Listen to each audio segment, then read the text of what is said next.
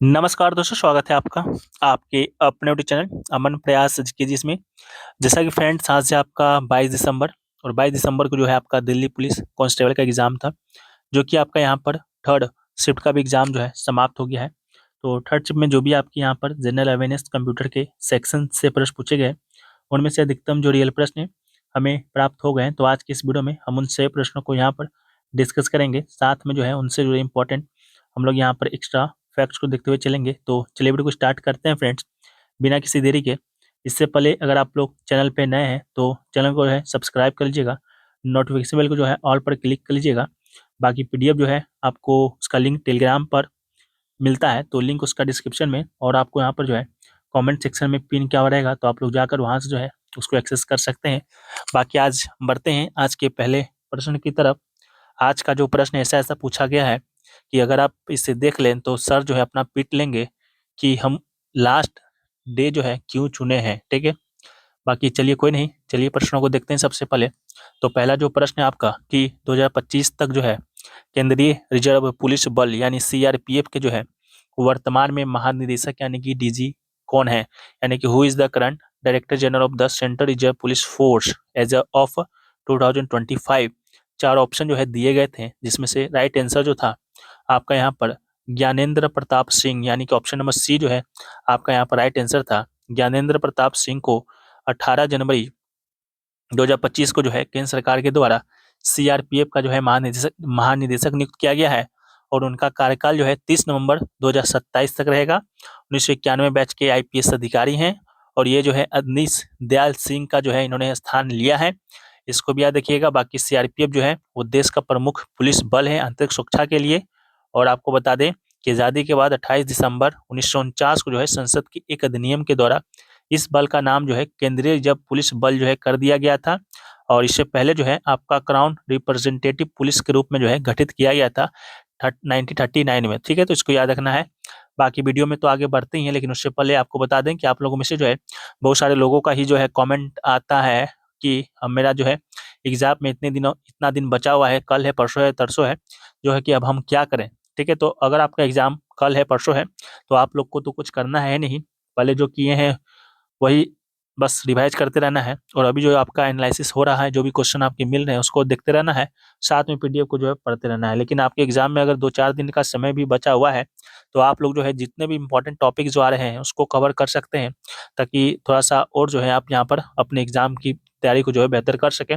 तो इसके लिए जो है 40 प्लस इंपॉर्टेंट टॉपिक्स का जो है हमने एक पीडीएफ बनाया था, जो कि आपको यहाँ पर टॉपिक वाइज कवरेज है विद एमसीक्यू क्वेश्चन के साथ। और रिसेंटली जो भी हाल में जो एग्जाम हुए हैं और उस टॉपिक से प्रश्न पूछे गए हैं, तो यहाँ पर जो है उस टॉपिक को ही भी जो है आपका यहाँ पर शामिल किया गया है। साथ में एक्सपेक्टेड क्वेश्चन, इंपॉर्टेंट क्वेश्चन है। लैंग्वेज की बात करेंगे तो हिंदी इंग्लिश में है, एग्जाम ओरिएंटेड है, मोस्ट रिलेवेंट कंटेंट है। तो मात्र 49 रुपये में जो है आप इसे प्राप्त कर सकते हैं। हमारा व्हाट्सअप नंबर है और इसका लिंक जो है डिस्क्रिप्शन में कॉमेंट सेक्शन में पिन किया हुआ रहेगा। इसमें कुछ जो है आपको इस तरह से जो है आपका थ्योरी मिलता है, फिर जो है आपको यहाँ पर ये आपका टॉपिक है, और इस तरह से जो आपका यहाँ पर थ्योरी मिलता है, फिर जो है आपको यहाँ पर जो है उससे जुड़े इंपॉर्टेंट क्वेश्चन जो है मिल जाते हैं। और आपको बता दें कि अभी हाल ही में जो आपका एसएससी सीएचएसएल का एग्जाम जो कंडक्ट हुआ है आपका 51 शिफ्ट में, उसका जो मेमोरी बेस्ड क्वेश्चन है वो एनालिसिस वाला पीडीएफ वो आपको यहाँ पर फ्री जो है दे रहे हैं। इसके अलावा सीपीयू का भी, और आपका यहाँ पर जो है दिल्ली पुलिस का जो एग्जाम हुआ था उसका पीडीएफ जो है आपको यहाँ पर फ्री दिया जा रहा है साथ में। अगर आप इतना पढ़ लेते हैं तो यकीन मानिए 35 से 40 क्वेश्चन जो है कहीं नहीं जाने वाला है आपका।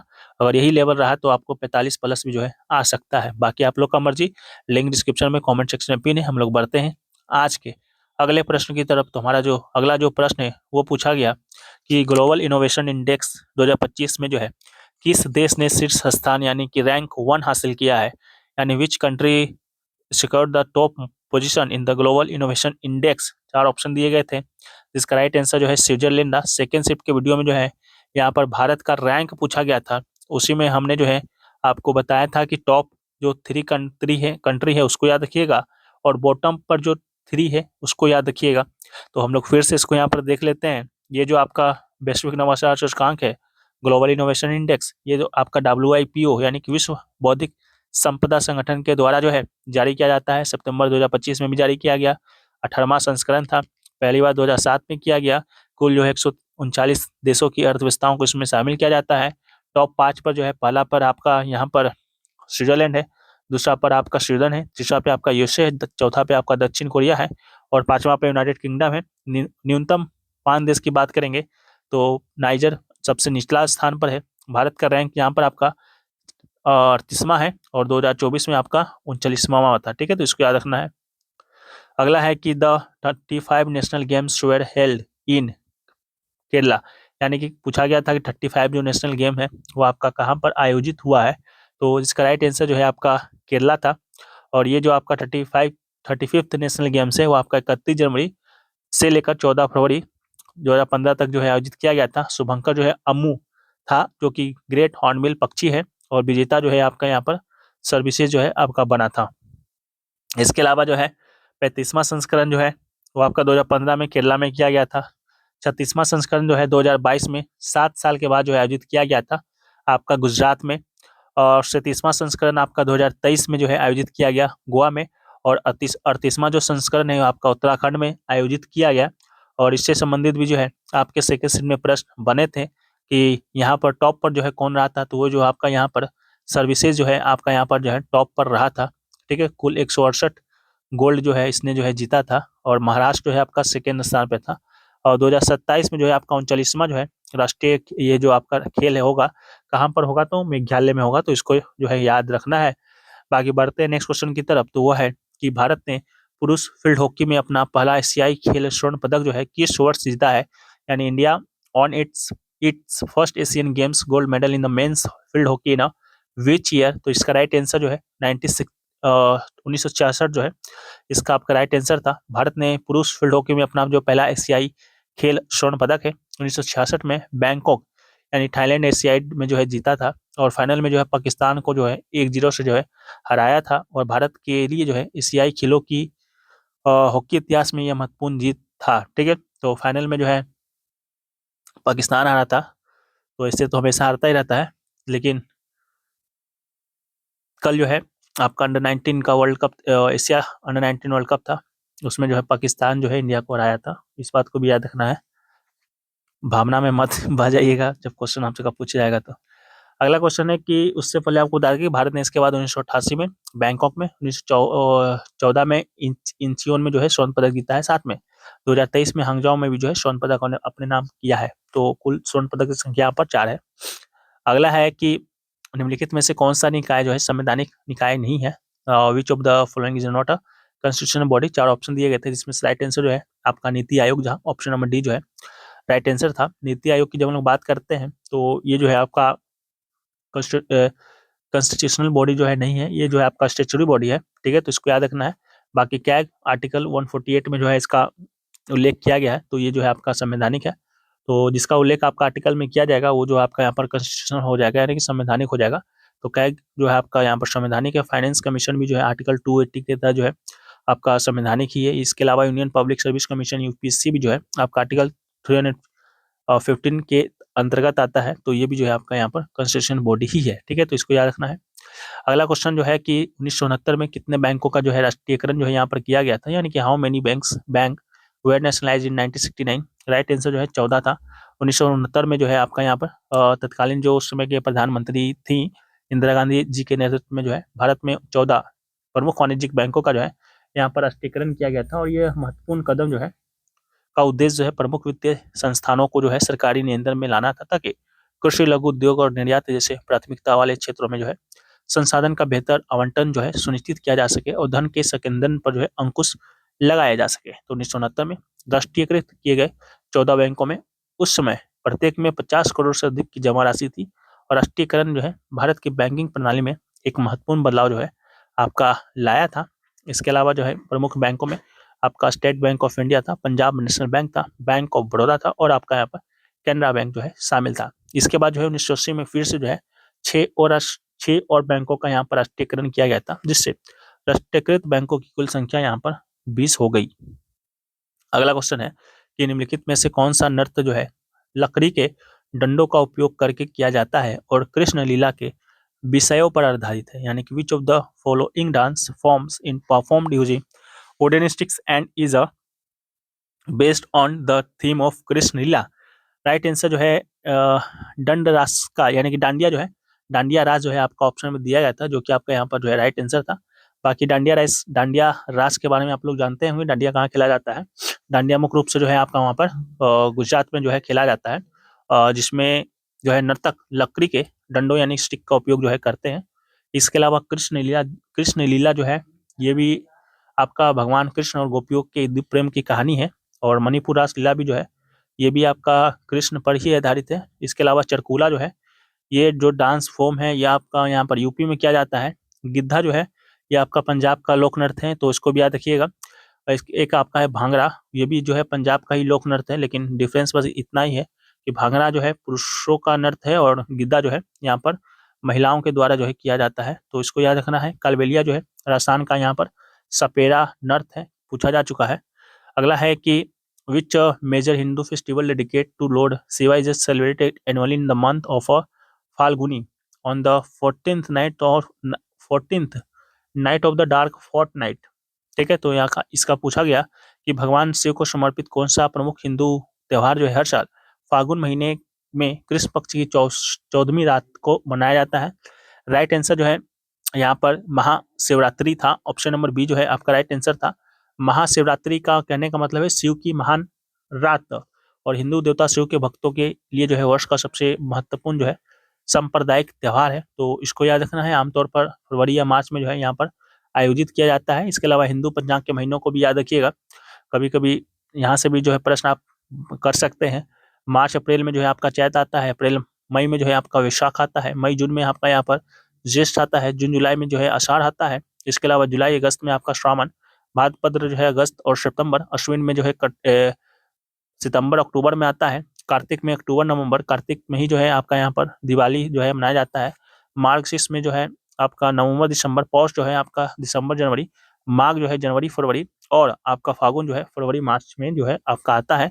इसके अलावा जो है हिंदू पंचांग के अनुसार जो है त्योहार को हम लोग देखें तो कार्तिक जो है आपका अक्टूबर नवंबर में, उस समय जो है आपका दिवाली, गोवर्धन पूजा, भाई दूज जैसे त्योहार मनाए जाते हैं। चैत में हम लोग जो है यहाँ पर होली मनाते हैं।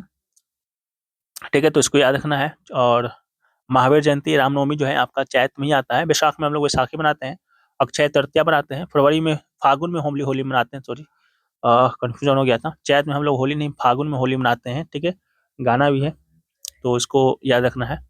अगला है कि देवी पार्वती और भगवान शिव के पूर्ण मिलन को समर्पित कौन सा हिंदू त्योहार है जिसमें महिलाएं जो है वैवाहिक सुख के लिए व्रत और प्रार्थना करती हैं। 4 ऑप्शन दिए गए थे और उन ऑप्शनों में एक आपका तीज था, तो तीज जो है इसका राइट आंसर होगा। खासकर हरियाली तीज जो है आपका यहाँ पर भारत के उत्तरी और पश्चिम भागों में महिलाओं के द्वारा यहाँ पर मनाया जाता है, जिनमें राजस्थान, उत्तर प्रदेश, हरियाणा और पंजाब जैसे राज्य जो है आपके यहाँ पर शामिल हैं। इसके अलावा ये मानसून के मौसम में जो है श्रावण महीने, और श्रावण महीना जो है पड़ता कहाँ कब है, तो जुलाई और अगस्त के तीसरे दिन जो है मनाया जाता है। याद रखेंगे, इतना डीपली तो नहीं पूछेगा अभी। अगला है 2007 में 33वें राष्ट्रीय खेलों का आयोजन कहाँ किया गया था, यानी कि where the 33 third national games organise in 2007। तो ये भी क्वेश्चन पूछा गया था, तो जो गुवाहाटी असम में जो है आपका 33वां राष्ट्रीय खेल का आयोजन जो है यहाँ पर किया गया था, तो याद रखेंगे आप लोग। इसके अलावा संस्करण था 33वां हुआ था यहाँ पर इंदिरा गांधी एथलेटिक्स स्टेडियम में, और शुभंकर यामकर रॉन्ग मंथ था, यहाँ भी विजेता सर्विसेज ही बना था। अगला है कि दिसंबर 2025 तक जो है दिल्ली के वर्तमान में मुख्यमंत्री जो है, तो ये क्वेश्चन तो चलिए थोड़ा सा ठीक है, करंट का क्वेश्चन है, रेखा गुप्ता इसका राइट आंसर होगा। लेकिन आगे जो क्वेश्चन मिलेंगे वो आपको थोड़ा सा चौंकाने वाले मिलेंगे, तो वीडियो में बने रहिएगा। शपथ ग्रहण यहाँ पर 20 फरवरी 2025 को हुआ था। दिल्ली की ये जो है 9वीं मुख्यमंत्री के रूप में शपथ ली थी, और ये जो है भारतीय जनता पार्टी की जो है यहाँ पर संबंधित है, और दिल्ली की वो चौथी महिला मुख्यमंत्री हैं। पहली महिला मुख्यमंत्री यहाँ पर सुषमा स्वराज, दूसरा जो है शीला दीक्षित, और तीसरा जो है अतिशी थी, और उसके बाद जो है यहाँ पर रेखा गुप्ता जो है बनी है। ये जो है शालीमार बाग निर्वाचन क्षेत्र से विधायक हैं, तो इसको याद रखना है। अगला है काली मिट्टी में मुख्य रूप से जो है कौन सी खेती की जाती है, यानी which farming is mainly done in the black soil. 4 option दिए गए थे, जिसका राइट आंसर जो है कपास की खेती यानी कि कॉटन कल्टीवेशन इसका राइट आंसर था। हमने आपको बताया था कि काली मिट्टी जो है कपास की खेती के लिए सबसे उपयुक्त जो है मानी जाती है। और उनके रंग के आधार पर जो है 2 प्रकार की मिट्टी होती है, काली मिट्टी और लाल मिट्टी। काली मिट्टी में यहाँ पर कपास, गन्ना, तंबाकू, बाजरा, गेहूँ, तिलहन जो है उगाया जाता है। और लाल मिट्टी जो है आयरन ऑक्साइड की उपस्थिति के कारण लाल होता है और ये मिट्टी अधिक उपजाऊ नहीं होती है। जब कम लोहा, अधिक पानी मौजूद होता है तो इसके लिए सबसे जो उपयुक्त फसल है, यहाँ पर आपका मूंगफली हो गया, बाजरा हो गया, दाल, कपास, तंबाकू जो है यहाँ भी काली मिट्टी, लाल मिट्टी में भी उग सकता है, काली में भी उग सकता है। अगला है कि शिक्षा को किस संवैधानिक संशोधन के माध्यम से जो है समवर्ती सूची में रखा गया था। राइट आंसर जो है आपका 42वां संविधान संशोधन जो है आपका राइट आंसर था। 42वां संविधान संशोधन की जब हम लोग बात करते हैं तो ये जो है आपका 1976 में हुआ था और इस समय जो है मौलिक कर्तव्य जो है इसी संशोधन के माध्यम से जोड़ा गया था और शिक्षा को जो है राज्य के विषय के रूप में जो है यहाँ पर परिभाषित किया गया था। 1976 में से 42वें संशोधन के अधिनियम के माध्यम से समवर्ती सूची में जो है स्थानांतरित जो है कर दिया था। तो इसको याद रखिएगा। इसके अलावा जो आपको बताते हुए चलेंगे, भारत का जो 7वां जो अनुसूची है वो आपका विभाजित है संघ राज्य सम्मति सूची में, और संघ सूची में जिस विषयों पर कानून बनाने का अधिकार है वो आपको संघ का है, जो कि राष्ट्रीय महत्व के विषय होते हैं, जैसे आपके रक्षा, बैंकिंग, मुद्रा, विदेशी मामले, संचार। राज्य सूची में कानून बनाने का जो आपका यहाँ पर है वो आपका किसको है, तो स्थानीय राज्य के महत्व के विषय है। इसमें राज्य अकेले इस पर कानून बनाता है, पुलिस, व्यापार, वाणिज्य, कृषि, सिंचाई। इसके अलावा जो है एक आपका यहाँ पर समवर्ती सूची है, कंकरेंट लिस्ट, जिस पर केंद्र और राज्य जो दोनों कानून बना सकते हैं, जैसे शिक्षा हो गया, वन हो गया, व्यापार, श्रम, विवाह, दत्तक और उत्तराधिकार इत्यादि। अगला है कि भारत में एथलेटिक्स प्रतियोगिताओं के आयोजन के लिए कौन सा निकाय जिम्मेदार है, तो इसका राइट आंसर था भारतीय एथलेटिक महासंघ जो है, ऑप्शन नंबर 20 का राइट आंसर था। भारत एथलेटिक्स महासंघ की बात करते हैं तो स्थापना 1946 में जो है हुआ था। एथलेटिक्स का सर्वोच्च निकाय है और ये राष्ट्रीय चैंपियनशिप आयोजित जो है करता है और इसको भी याद रखना है। अगला क्वेश्चन पूछा गया कि मास्टर डॉक्यूमेंट क्या क्या होता है, ये क्वेश्चन आपके यहाँ पर पूछा गया था कंप्यूटर में। तो मास्टर डॉक्यूमेंट एमएस वर्ड की जो है एक शक्तिशाली विशेषता है जो आपके यहाँ पर उपयोगकर्ता को एक बड़ी और जटिल दस्तावेज जैसे कि किताब, थीसिस या लंबी रिपोर्ट को कई छोटी प्रबंधनीय फाइलों में विभाजित करने की अनुमति देती है, तो इसको याद रखना है। अगला क्वेश्चन पूछा गया कि ईमेल प्रोटोकॉल किसे कहते हैं, ये आपका करंट अफेयर्स का ही क्वेश्चन था, ठीक है, कंप्यूटर का था। तो ईमेल प्रोटोकॉल की बात करते हैं तो ईमेल प्रोटोकॉल जो है नियमों और प्रक्रियाओं का एक समूह है जो निर्धारित करता है कि ईमेल सर्वर, क्लाइंट जैसे कि आपका ईमेल प्रोग्राम या ऐप एक दूसरे के साथ जो है कैसे संवाद करते हैं। ये प्रोटोकॉल सुनिश्चित करते हैं कि ईमेल सुरक्षित और सही तरीके से भेजे, प्राप्त किए और संग्रहित किए जा सकें। अगला है यहाँ पर आपका डेफिनेशन आया था, ये कुछ $1 लिखा हुआ था, उसका जो है आपका यहाँ पर डेफिनेशन आया था, तो इसको जो है आप लोग पढ़ लीजिएगा। आगे बढ़ते हैं हम लोग। अगला है माइक्रोसॉफ्ट में जो है पेस्ट एक्सेल डायलॉग बॉक्स खोलने का जो है शॉर्टकट कुंजी पूछा गया था, तो राइट आंसर जो है Ctrl+Alt+V जो है आपका यहाँ पर राइट आंसर था। अगला है निम्नलिखित में से कौन सा ऑपरेटिंग सिस्टम है, यहाँ पर 4 ऑपरेटिंग सिस्टम का नाम दिया गया था और पूछा गया था ऑपरेटिंग सिस्टम है ना कि वेब ब्राउजर, ठीक है, तो उसका जो राइट आंसर था वो आपका माइक्रोसॉफ्ट जो है विंडोज, इसका राइट आंसर था। अगला क्वेश्चन जो पूछा गया था कि शॉट क्लॉक शब्द निम्नलिखित में से किस खेल से संबंधित है, राइट आंसर जो है बास्केटबॉल जो है इसका आपका राइट आंसर था। शॉट क्लॉक जो बॉल होता है वो बास्केटबॉल का समय सीमा होती है जिसके भीतर टीम को बास्केट पर शॉट मारना होता है और NBA में ये समय जो है 24 सेकंड का होता है, तो सेकंड भी जो है आप यहाँ पर याद रखेंगे। अगला क्वेश्चन है कि बेटी बचाओ बेटी पढ़ाओ का योजना का जो है प्राथमिक उद्देश्य पूछा गया था, तो बेटी बचाओ बेटी पढ़ाओ योजना का जो प्राथमिक उद्देश्य है वो है आपका लिंग आधारित चयन को रोकना और बालिकाओं का अस्तित्व जो है सुनिश्चित करना, ठीक है। तो बेटी बचाओ बेटी आंदोलन जो है जनवरी 2015 में शुरू किया गया था। योजना का प्राथमिक उद्देश्य घटते हुए बाल लिंगानुपात को जो है संबोधित करना और बालिका के जीवित रहने, संरक्षण और शिक्षा को जो है बढ़ावा देना है। और ये जो है आपका महिला एवं बाल विकास मंत्रालय, स्वास्थ्य और परिवार कल्याण मंत्रालय और शिक्षा मंत्रालय के तहत जो है आपका यहाँ पर संचालित किया जाता है, संयुक्त पहल है। अगला है पीएम युवा 2.0 योजना के तहत फरवरी 2025 में कितनी नई पुस्तकें जो है लॉन्च की गई, राइट आंसर जो है 41 जो है इसका राइट आंसर था, ठीक है। फरवरी 2025 में से लॉन्च किया गया था। ये पुस्तकें 16 जो है भारतीय भाषाओं और अंग्रेजी भाषाओं में जो है प्रकाशित की गई थी।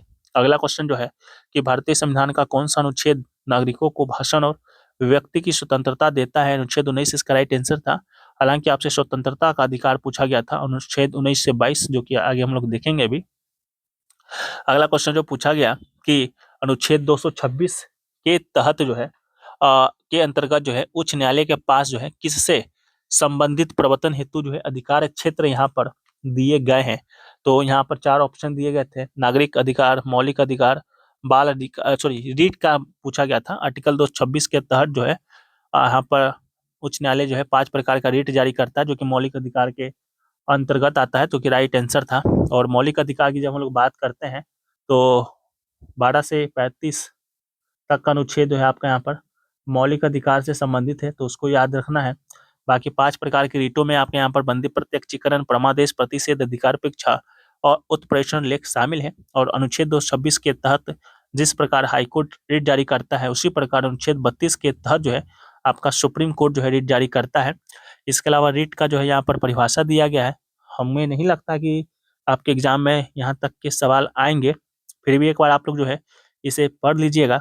जैसे कि बंदी प्रत्यक्षीकरण किसे कहा जाता है, परमादेश किसे कहा जाता है, प्रतिषेध किसे कहा जाता है, अधिकारपेक्षा किसे कहा जाता है, या उत्प्रेषण किसे कहा जाता है। ठीक है, पढ़ना है।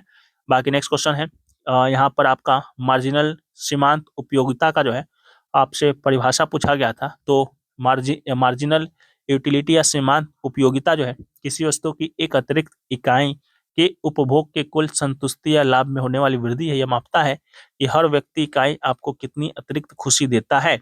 उदाहरण की बात करेंगे तो सीमांत उपयोगिता किसी वस्तु की एक अतिरिक्त इकाई के रूप में उपयोग से कुल संतुष्टि या लाभ होने में होने वाला परिवर्तन है।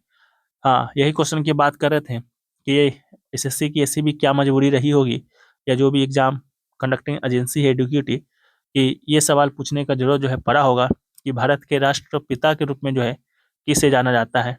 आई डोंट नो क्या मजबूरी रही होगी। Who is the known as the father of the nation of India, right answer Mahatma Gandhi ji हो आपके हो जाएंगे। ऐसे आपको बता दें कि हमारे देश में या किसी भी स्वतंत्र देश के पहले राष्ट्रपति को जो है ये उपाधि दी जाती है। सुभाष चंद्र बोस ने ये उपाधि इसलिए चुनी क्योंकि उन्होंने भारत को एक स्वतंत्र राष्ट्र के रूप में जो है स्थापित करने में गांधी जी की भूमिका जो है देखी थी। तो महात्मा गांधी को राष्ट्रपिता जो है पहली बार नेताजी सुभाष चंद्र बोस जी ने ही जो है कह के बुलाया था 6 जुलाई 1944 को आजाद हिंद रेडियो से। ठीक है, तो इसको याद रखना है। बाकी महात्मा गांधी जी के बारे में आपको मालूम होगा, ये पेशे से बैरिस्टर थे, ये वकील थे, और 1988 में महात्मा गांधी कानून की पढ़ाई करने के लिए लंदन इंग्लैंड जो है चले गए थे। और नेक्स्ट क्वेश्चन जो है कि 2023 में दिल्ली एनसीआर में कई तेज झटके महसूस किए गए। इस वर्ष के दौरान महसूस किए गए प्रमुख भूकंपों यानी कि 6.0 तीव्रता से ऊपर का केंद्र जो है किस देश में था। राइट आंसर नेपाल जो है ऑप्शन नंबर सी इसका राइट आंसर था। 3 अक्टूबर 2023 को, पता नहीं ये 23 का वाली 23 भी तो पूछा ही जा रहा है आपके एग्जाम में, फिर भी जो है नेपाल आपका इसका राइट आंसर था, कोई दिक्कत नहीं है। अगला है कि भारत का सबसे पुराना कार्यरत तेल शोधन जो है केंद्र कौन सा है। राइट आंसर दिग्बोई, असम जो है इसका राइट आंसर जो है आपका हो जाएगा। ठीक है, तो दिग्बोई इसका राइट आंसर था। इसके अलावा नेक्स्ट क्वेश्चन जो आपका यहाँ पर पूछा गया कि राजकोषीय नीति जो है यानी कि फिजिकल पॉलिसी जो है आपका ये यहाँ पर क्या होता है। तो राजकोषीय नीति या फिजिकल पॉलिसी जो एक महत्वपूर्ण सरकारी उपकरण है जिसका उपयोग सरकार जो है अर्थव्यवस्था को प्रभावित करने के लिए जो है करती है। उसका मुख्य उद्देश्य आर्थिक अस्थिरता और विकास और पूर्ण रोजगार प्राप्त करना होता है। राजकोषीय नीति जो है सरकार के द्वारा 2 प्रमुख साधनों का उपयोग किया जाता है। यहाँ पर सरकारी व्यय और आपका यहाँ पर टैक्सेशन यानी कराधान। ठीक है, तो इसको भी जो है याद रखना था। ये क्वेश्चन पूछा गया। फिर जो क्वेश्चन आपके यहाँ पर पूछा गया कि लाइम ऑफ पाई उपन्यास के जो लेखक हैं ये आपके कौन है।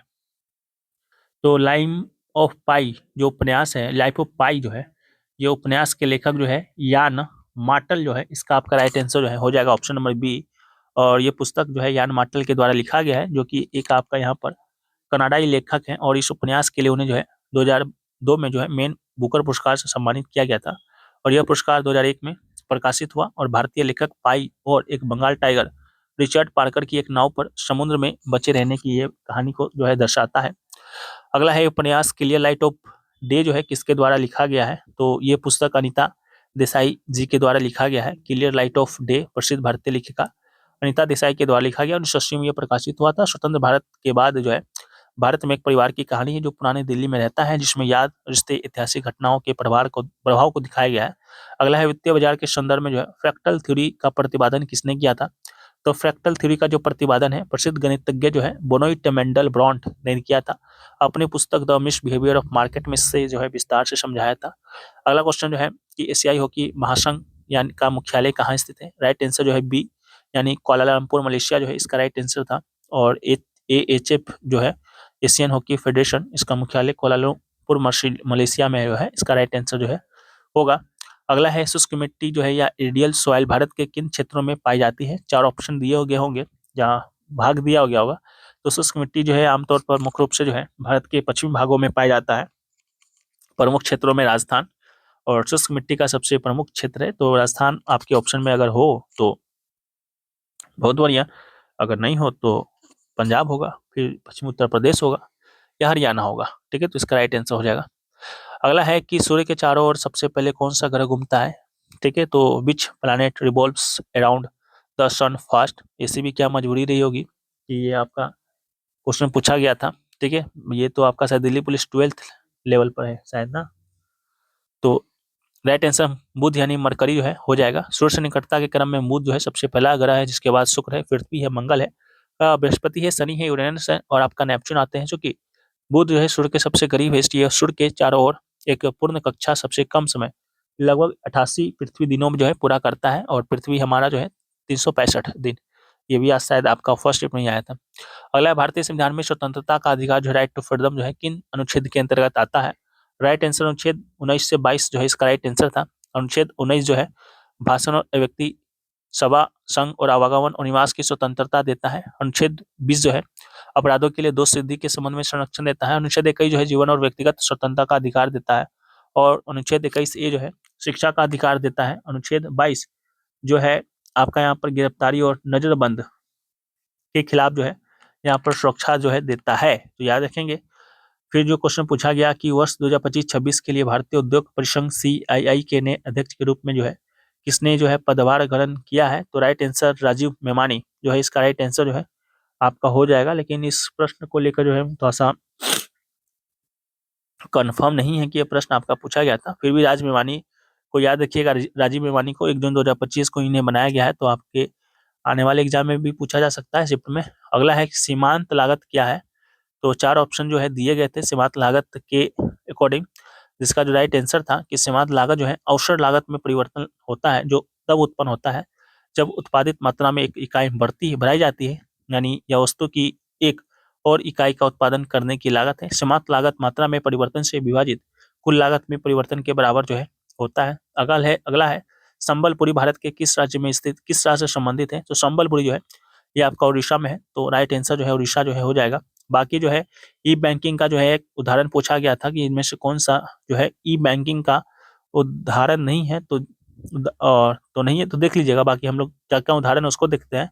तो ई बैंकिंग का सबसे आम उदाहरण आपका मोबाइल बैंकिंग ऐप जैसे गूगल पे, फोन पे, बैंक के अपने ऐप हो गए। ठीक है, और बिजली या गैस का ऑनलाइन भुगतान करना या किसी दोस्त के पैसा भेजना UPI के जरिए, ये सभी जो है आपका आम उदाहरण है, तो इसको भी याद रखेंगे। तो यही सभी प्रश्न जो है आपके यहाँ पर आज के थर्ड शिफ्ट में जो है पूछे गए थे। इसके अलावा भी जो है और भी प्रश्न जो है पूछे गए होंगे, लेकिन हमें 2-4 प्रश्न नहीं मिले हैं। इसमें से एक प्रश्न जो है आपका यहाँ पर अभी जो है मिला है कि कैप्टन जो है विक्रम बत्रा को जो है आपका यहाँ पर मरणोपरांत कौन सा जो है चक्र दिया गया था या कौन सा अवार्ड दिया गया था? तो परमवीर चक्र जो है आपका इसका राइट आंसर था। विक्रम बत्रा को जो है आपका यहाँ पर भारत की सर्वोच्च जो सैन्य सम्मान है परमवीर चक्र से जो है आपका सम्मानित किया गया था। और कारण की बात करेंगे तो जो कारगिल का युद्ध हुआ था 1999 में, उसमें जो है दुश्मन से लड़ते हुए जो है अदम्य साहस जो है देते हुए बलिदान हो गए थे। और ये दिल मांगे मोड़ के नारे के साथ जो है उन्होंने देश के लिए जो है सर्वोच्च बलिदान जो है ये दिल जो है दिया दिया था, और उनकी वीरता का जो है ये प्रतीक जो है बन गया था। ठीक है, तो परमवीर चक्र से जो है इन्हें सम्मानित किया गया है, तो याद रखेंगे, पूछा गया था। बाकी इसका PDF जो है आज का टेलीग्राम पर भेज दिया जाएगा कुछ देर में, तो वहाँ से डाउनलोड कर लीजिएगा। बाकी वीडियो पसंद आए तो वीडियो को लाइक कर दीजिए, और टॉपिक वाइज अगर रिव्यू प्राप्त करना चाहते हैं तो व्हाट्सएप नंबर है और लिंक डिस्क्रिप्शन में है, तो बाय कर सकते हैं। जब तक के लिए जय हिंद, वंदे मातरम।